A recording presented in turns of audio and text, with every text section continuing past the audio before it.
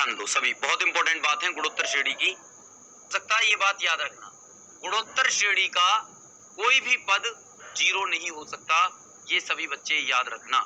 यदि किसी गुणोत्तर श्रेणी के प्रत्येक पद को एक निश्चित संख्या से गुणा की जाए या फिर भाग किया जाए या फिर प्रत्येक पद का उल्टा किया जाए, तब प्राप्त श्रेणी भी गुणोत्तर श्रेणी ही होगी। मतलब किसी गुणोत्तर श्रेणी के प्रत्येक पद को एक निश्चित संख्या से गुणा कर दो या भाग कर दो या उसको उल्टा कर दो, तो हमेशा क्या मिलेगा? गुणोत्तर श्रेणी ही मिलेगी, यानी कि ज्योमेट्रिक प्रोग्रेशन बनते हैं इन्हीं बातों पर। x1 x2 x3 और y1 y2 y3 दो गुणोत्तर श्रेणी हो तब x1 y1 देखना है भाई। दो गुणोत्तर श्रेणी दे रखी है, एक गुणोत्तर श्रेणी ये है और एक गुणोत्तर श्रेणी बेटा ये है, तो आप याद रखना x1 y1 x2 y2 x3 y3 ये भी गुणोत्तर श्रेणी होगी और x1 upon y1 मतलब दोनों को डिवाइड कर रहा हूँ x2 upon y2 x3 upon y3 भी गुणोत्तर श्रेणी होंगी। इन बातों पर सीधी सीधी क्वेश्चंस पूछे जाते हैं कि भैया गुणा, वेरी इंपॉर्टेंट बात है ये वेरी इंपॉर्टेंट बात है, इसको याद रखना सभी बच्चे। यहाँ पर सीधा स्टेटमेंट का क्वेश्चन बनता है, x1 x2 x3 ये धनात्मक पदों की गुणोत्तर श्रेणी है और log x1 log x2 log x3 भी एक समांतर श्रेणी होगी। अच्छा सॉरी, log में अगर पूछा जाए x1 x2 x3 अगर गुणोत्तर श्रेणी है, log x1 log x2 log x3 पूछा जाए तो ये भैया AP होगी। इस बात को भी याद रखना है ना भाई। इसका वाइस वर्सा भी सच होगा, यानी कि log x1 log x2 log x3 एक समांतर श्रेणी है तो x1 x2 x3 गुणोत्तर श्रेणी होगी। ये वाइस वर्सा में भी काम करता है।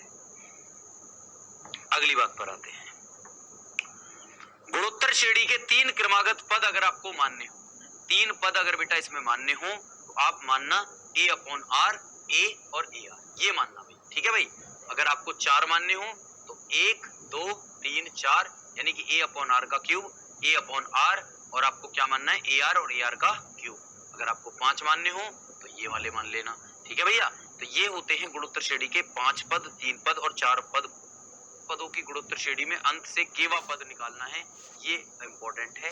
अंत से समान दूरी वाले पदों का गुणनफल कांस्टेंट होता है, ये बात भी याद रखना। और n पदों की गुणोत्तर श्रेणी में अंत से केवा पद निकालना है, ये इंपॉर्टेंट है।